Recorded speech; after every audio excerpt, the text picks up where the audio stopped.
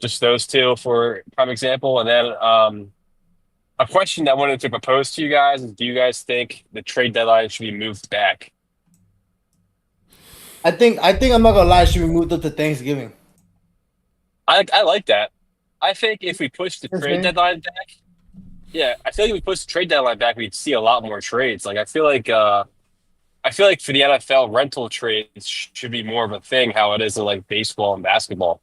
Like especially because Mm, we have like 2,000 people in the league or whatever it is. We have bigger rosters. Like how are we not seeing guys on like expiring go contracts get traded more? You know what I mean? Like Brees Hall, exactly. prime example.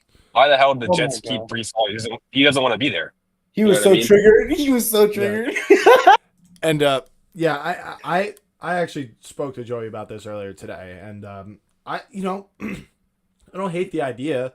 It's not like the worst thing to have it pushed back so teams have more certainty about where they're at and they can say, okay, like this season is really gone. Like let's throw let's throw everything we got away, get a bunch of draft picks and do our best to reset. What's my thing with that? Well, my only thing with that is I feel like a little bit of your leverage in trades come from like it being halfway through the season and not like 2/3. If you are 2/3 of the way through the season, teams are gonna know that you're willing to trade. You just want to get rid of these guys. You know what I mean? You can kind of, and I'm not saying like the 1 in 7 Jets That's or how it is. whatever. That's how it goes in baseball, though. Is that Baseball's like we know we're done, so we have these guys available. Meet our asking price, so we're just gonna yeah, keep them. I I feel understand like it that. wouldn't change much in the NFL. But the NFL is only, and I'm not saying I know with full certainty like what this would be like, but the NFL is only 17 games. Like I feel like, you know, let's say you got 3 wins, you got 2 wins, like you're kind of shooting for like 6-10, like and that's very possible. But you also could go winless. There's just a lot more like our if you are screwed in the MLB because you're down like 30 games, like you're not coming back. You know what I mean? Like that. But if you're like the Giants right now, for instance, who didn't make a move, and you know we're in really bad shape. But if we're trying to finish the season with like 6 wins, like we could still try to do that. But that's not going to happen if we trade away Kayvon and Yeah, it's and I not think it's not going to hurt if we trade away Banks and Evan Neal and stuff like that. But you I think understand that's my what point. I think that's what Joey's trying to get at. Low key is the fact that like I would think just because like in baseball, like you're trading for depth often. Usually, you're not really trading like a lot of the times being like I need this starter and yada yada yada. It's like for example, what the Eagles did, like you traded Mechie for Carter. It's like Carter might not start, but you're acquiring these depth pieces. And the reason why I like Thanksgiving is because in reality, the most important months for football, December, January, February. Like so to me, like having that zone of like you have this whole month to thank everybody for giving you the right people to get this team ready for end of the season to get into the playoffs and playoff ball up until February. So I understand where he's coming from with that, which I agree with because yo, like how many times have we seen teams that were like, yo, they get the December ball, it's colder, especially in the north, like where we at, like, yo, it hurts when you It get does. tackled. Injuries happen, things go down. And what do often teams who are playoff caliber teams mess up when it comes to injury? They don't got the depth. But if these teams were to, at least make some more trades, especially by expanding the trade deadline, yeah, I can see something. I can see something. Joey, am I in the right spot? Where you coming from? Yeah, like where I'm getting at is like I think if we move the trade deadline back, we would get a lot more clarity on teams that want to sell. Like for the Giants, for example, being 2-7, whatever their record is, like I think we would 100% see Kayvon Thibodeau traded if the trade deadline was like 3 weeks from now, and they're like just completely tanked. You know what I mean? It would And be yeah. on top of that, I feel like it's a good look. It's a good way for these playoff teams acquiring these pieces to get a look at a guy in their system before they decide they want to just sign him in free agency. Like you can get a quick look at a guy, and then you can decide. It's like, hey, instead of just going into it blinded, like in free agency signing guys, you already know what they look like in your team. You already know how they gel in the locker room, stuff like that. You know what I'm saying? Like I just think the expiring contracts in the NFL when it comes to trade, like free agency, they should be traded more often. And I think they would be if the trade down was moved back just a little bit. Trey Henderson, for example, another one. I think he'd 100% get traded if it was moved 3 weeks back from now. But Well, instead, that these makes teams me act so like, mad.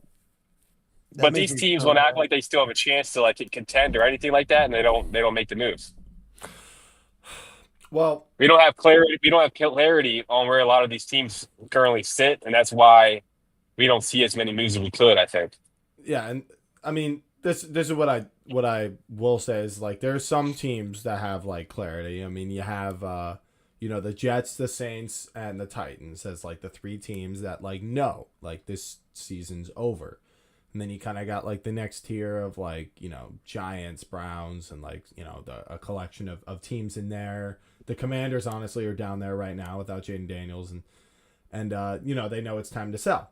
And then you have pretty much any team that's in playoff contention, in my opinion, depending on like how old is their quarterback, right? Is their quarterback developing now? Okay, let's go all in, right? Like let's go get, maybe not all in, but like let's get someone. Like let's get better right now Get pieces to if kind we of see where can. we can. And to me, like it's gonna sound kind of weird, but like just hear me out. It's like there is like skill involved that I respect in trading halfway through the season. Like I think as a GM, you should be able to kind of forecast where your team is gonna be with only 8 games left, 9 games left. Like you should know where your team's headed, like with your schedule and all that kind of like if you're not sure, like if the Giants aren't sure that they want to trade Kayvon right now, I'm not sure what another like 3 or 4 losses would change their mind about, if that makes sense. Like, would there be other teams that are like closer to the playoffs and maybe like, yeah, we really got to get him now. Like, Yeah, that's what I feel. That's what I feel like it would do. Maybe, but at the same time, it's like, in that case, there would be like a lot of teams that like are trying to do it. My fear is also that like this is gonna like cause like a lot of players to just like I'm gonna join like, or it's not the players, but the Super Bowl favorite will like get a bunch of players.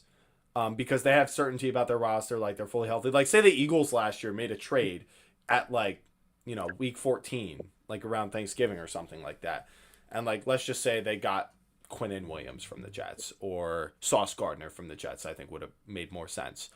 I feel like that would be kind of ridiculous. Like I would be kind of annoyed about that. But I think like you need to make these trades with some faith that your roster is actually going to get there. At least that's how the philosophy stands right now. I'm not totally opposed to this idea, but I'm not like welcoming it with open arms, if that makes any sense. What's different between that and then allowing players to hit free agency like immediately and then getting signed to a Super Bowl contender? You mean when guys get cut? Yeah, like when Like, guys like get when, cut. I'm talking with about like Barkley. when like what yeah, like well yeah, like for example, like players that immediately like no, let me get released, let me get out now. And I'm saying people have done that like past deadline, like past the trade line.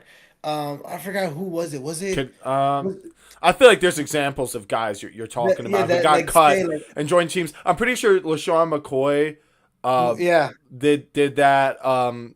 That linebacker, the Shaq Leonard to the Eagles. Shaq Leonard did that. Yeah, Shaq Leonard. That's what I was thinking. I was like, what Eagle did that? Yeah, Shaq Leonard did that. Said like, cut me from the Colts. He left the Colts, and then we signed him past the deadline, like the trade deadline, because we thought he was gonna be the piece. Well, to And me, we if you needed- cut a player, you're taking the risk that you either say you're a playoff team, you're chancing the risk that you're going to run into that guy. You're chancing the risk that, like the Giants did, he could sign with a divisional opponent. Anytime you cut or let someone go into free agency, whatever happens, the consequences are your fault. So I feel absolutely nothing like about that. I'm like, if you let someone go in the middle of the season, they better be bad. Like they better not be good for your team, or you're going to learn that you just weren't using them right? And you were the problem. And that's a consequence you should suffer as a franchise. I think you should pay the consequences for that. But I also think, to me, it's just kind of like, I guess I'm like a traditional, like I'm traditionalist with like the NFL trade deadline. I'm like, it doesn't need to change. Like it's perfect. It's like halfway through the season. And like, you should be able to, like I said, kind of know where you're at halfway through the year. I would say if some traumatic injury happens week 17, or like say next week, it's like, well, you could just say, what if someone gets traumatically injured the week after? Like when do we when do we choose when that is? There's not like a great spot. As far as like the certainty though of really good teams kind of going all in, or like bad teams like having the confidence to offload and encouraging more trades, I fully like see that. And like, I'm not saying I would be like mad if it happened. I'm just saying like, I'm not sure it's necessary. I like football, like the way it's set up right now. I feel like it's mostly pretty good. I'm not sure what the real effect would be if it kind of went towards that NBA or MLB kind of style. So at least that's I think my it could make. response. I think it would make like the whole playoff slate stronger by making it even. Like if everyone can still make moves that they have a good idea knowing they're going to make the playoffs. I feel like it just make an overall better product. While these bad teams are getting more valuable assets by trading these guys away than just letting them walk. You know.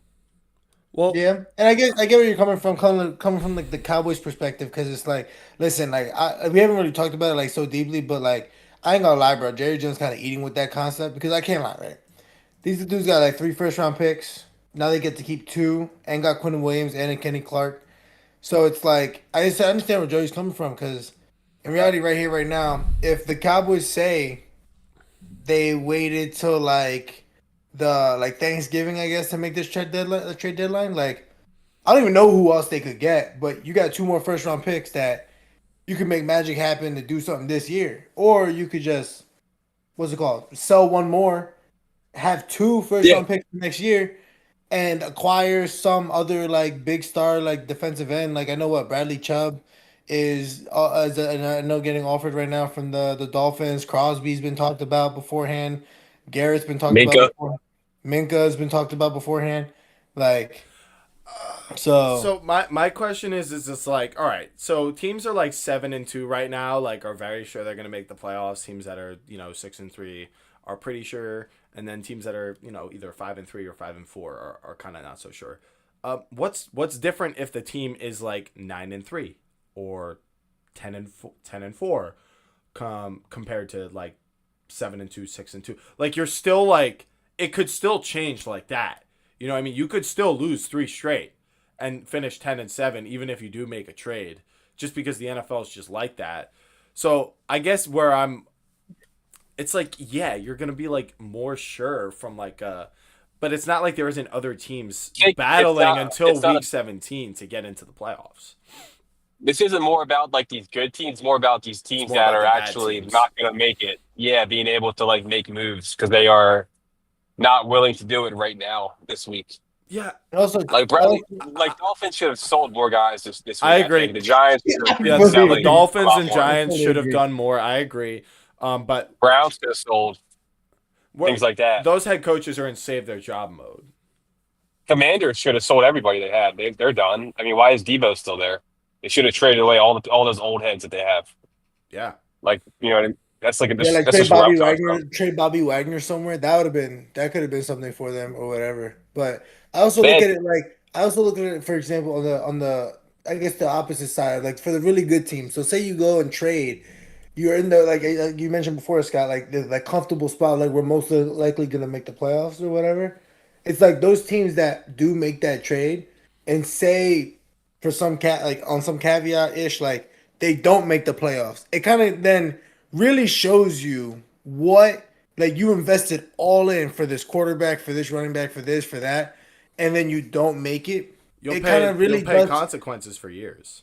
100%, they'll pay consequences for years. That's like the caveat, I guess, of it too. But also, like, for example, your quarterback situation, your running back situation, your coaching situation, those things get highlighted a lot brighter when you invest so heavy by extending that trade deadline. I feel like that you really know for the next couple of years, we got to get rid of this, we got to fix this, and we got to fix that. Like, I guess it really kind of shows. You could kind of say it about the Cowboys right now too, though. Cowboys are 3-5-1, and they made. I mean, let's just imagine they were 5-5, right? If they missed the playoffs, making all these moves, going 5-5, typically it's not, Quinnen Williams and Logan Wilson that you're like signing or trading for, but. If this doesn't work, if their defense doesn't improve from these 2 guys being there, which I highly doubt, but let's just say the team doesn't really play that much better. like, yeah, they're gonna like kind of pay for it because they could have just used those picks on dudes that were like 20, 22 years old, and that could have helped them 10 years into the future. But we know the Cowboys are operating in like this 3 to 5 year window right now. Like, I do get that. I see the The players. window is down. Yeah, the window is The down. window is down. But the trades that Dallas made have nothing to do with this year. It's all about next year. Yeah. And I could tell you that for a fact because they traded away whatever pick's going to be higher next year to the Jets for Quinn Williams. And I would make that trade 100 times out of 100 like chances. Like getting a guy like Quinn Williams, that's what Dallas has been trying to get for years now. All those day 3 picks that they traded for D tackles that failed. All the veteran D tackles they brought in that failed. All the draft capital they invested in D tackle that failed. Now they finally have a guy. So I think that's something that you can finally cross off the list for Dallas, D tackle. So I feel good about that, and they're in a good spot with the cap. So I think they're going all in for next year. Yeah, I agree. I think that was a big get for them. And yeah, someone asked me in the comments, no Patriots on my list? Nope. They just barely missed. They're an honorable mention. Joey, you can't see, but Dan has them at 4. Scott, it's terrible, dude. I don't think it's terrible. Scott, to be honest, I don't think it's terrible. I don't think it's terrible at all. But like, can we just get through your list and then you can ask me whatever questions you want. I have it on the screen right here. I'm ready to blow it up. And then you left the 7-2 team off your top 10, man. Like that's kind of like disgusting. Yeah, Dude, you should ask me the same question you asked me last week when I didn't have the Bucks, bro. Yeah, who have they beat besides the You Bills? are- They beat the Falcons. They beat the Falcons because they missed an extra point. I mean, So my thing with that game is like we saw Drake May have the turnovers. They're making these mistakes to a young team, and what happened? They still won. That's the floor. They still win. Yeah, two turnovers, still win a football game. That's all I need to see. Anyway, going to my list. Yeah. Scott, are you ready for it? I'm ready for it. I don't have the Number blank. 10. I don't have the blanks on it, so everyone can see the whole thing. Number 10, I got the Tampa Bay Bucks. Me and you were on the same page, Scott. Yeah. You know, the Mike Evans thing's a big problem. I don't really know what to think with Chris Godwin because the reporting around him has been super weird. Like, some people say he's out for the season. Other people say he could be back next week. I don't really know what to believe. I wish I had an answer because I currently roster him in fantasy in a couple of different leagues. So it would be nice to get an answer on that. But, you know, the injuries that they've endured were pretty big. I still like Baker. I like the offense. I like some of the replacement players they have. I just don't know if they can be as dominant without, you know, the stars at receiver. So I got him at number 10. Mm-hmm. Number 9. The Pittsburgh Steelers. They had a dominant showing against the Colts. We saw Daniel Jones turn into a pumpkin. But I think, as we said, it was a good culture. I mean, these good teams need to lose. Danny said that before about the Eagles, how the Eagles needed that loss against like the Giants to change the culture. Yeah. Or this should like remind them that they can get got. So I think that was a good loss for the Colts, especially like it was a good Steelers win. So I'm fine with it. I don't expect Daniel Jones to turn the ball over like 5 times every week. I think, you know, they run through Jonathan Taylor. The O-line's still the nastiest in the league. So I'm kind of like, that didn't change my thoughts at all on the Colts. It just made me respect the Steelers a little bit more as they haven't been on my top 10 list in recent weeks. All right.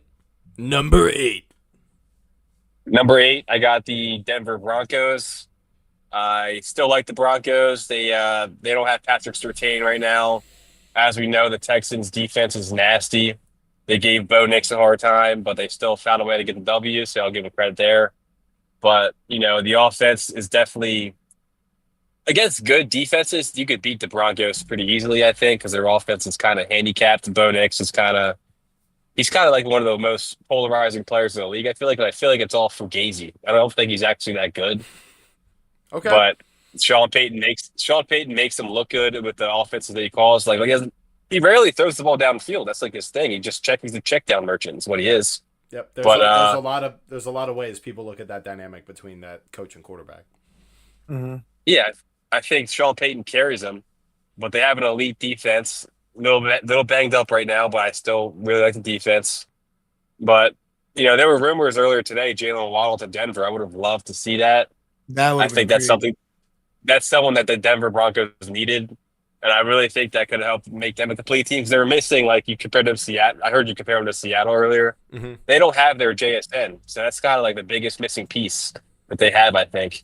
Yeah. So they got a pretty solid O-line. They got a good RB duo. It's just the receivers, the playmakers they don't really have. I feel like Troy Franklin's been playing an elevated role all year. Don't really think he belongs there.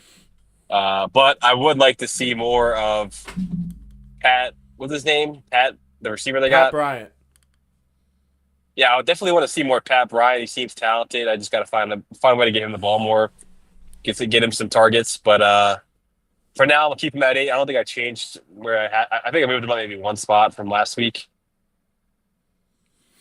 But number 7. Number 7. I got my New England Patriots. I think I've evened out my rankings over the last few weeks, so I had them as high as 2. They probably belong around the 4 to 7 rank, I think. We already kind of covered them. We talked about Drake May. He had 2 turnovers, and they still found a way to win the game, so I'm going to give him credit there.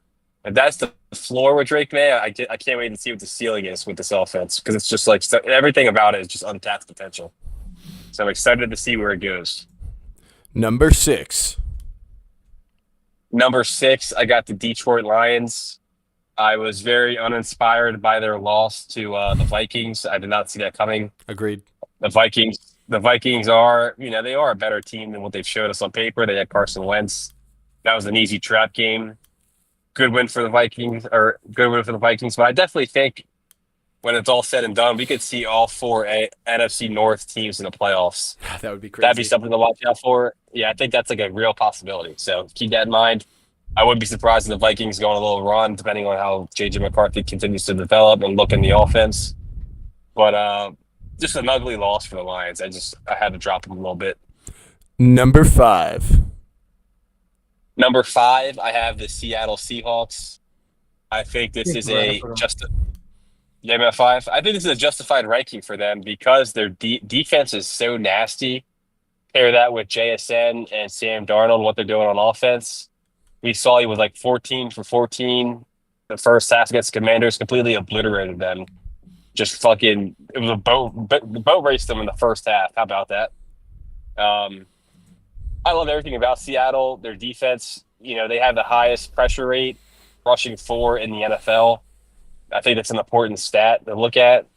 And that just means that they can just drop set. Like it's just going to be a headache playing Seattle, I think, down stretch.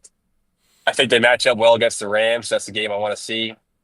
And I want to see the next game for them. But for now, I got them at 5. Number 4.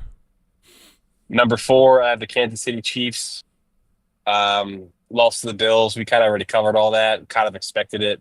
Bills love to beat them in the regular season and then choke against them in the playoffs. Not much else to be said about that. All right. Number 3, Bills. Number three, I put the Bills because they beat the Chiefs, but obviously I don't believe in them. I think the Patriots are better. I think the Bills should be 7. The Patriots should be 3. But just for this week, I'm going to give the Bills fans what they want to see. Just know I don't actually believe in it. I love your approach to the list creation. Number 2. Number 2, I got the Rams. They look like one of the best overall teams in football. Stafford looks like an MVP candidate. Puka, I think, is probably the best receiver in football now, which is kind of crazy to say. But when you watch him play on Sunday, how do you deny it? He's just like, he does everything you want. He's such a playmaker. The only thing with him is that he gets injured every week he plays. That's the thing he needs to figure out. He needs to start drinking his milk. But for number 2, I got the LA Rams. Number 1. Number 1, I kept the Colts here, and that is strictly because they traded for Sauce Gardner. I think their secondary now is disgusting. Once they get what's his name back? Once they get Ward back off the IR with him, Kenny Moore, Sauce Gardner, this defense is going to be a force. I think they continue to. Various Ward and freaking Sauce. I was telling Scott this earlier how they beef with each other like on Twitter after heavy. the Niners lost. Yeah, on Twitter, literally right after the freaking Niners lost to the Chiefs in the regular season or some shit like that. Like, you think that's gonna work out well?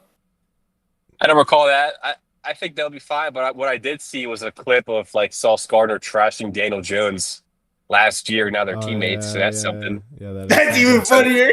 That is He something. was shitting on Daniel Jones, and now that they're teammates. That's something to look at. I mean, in the grand scheme of things, I think it's a tremendous risk for the Colts to move off of their top 2 first-round picks for this guy. Jets fans will tell you that Brandon Stevens has been their best corner this year. Sauce Gardner's kind of fell off. I don't really know. I mean, I like Sauce Gardner, but I'm interested to see what he looks like with the Colts. I think that's a huge move.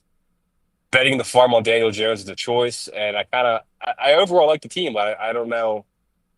The floor is very low here compared to the ceiling, which is like something to consider. But right now, I got them as my number 1 team. We'll see how that holds up. All right. So that is all 3 of our top 10 lists. We are pushing an hour and 50 minutes. So as much as we talked about today, it is time for us to wrap this up. And what did you guys talk about the first we talked hour? about the trade deadline for like the first All the 45 trades and what happened, 45 minutes. But we had a couple tangents, but it's all good. Yeah, I would love to, like I said, delineate more, but there is unfortunately something that I've got to attend to, and I'm sure you guys have some other things, like possibly sleeping. That's not what it is for me, but that stuff's usually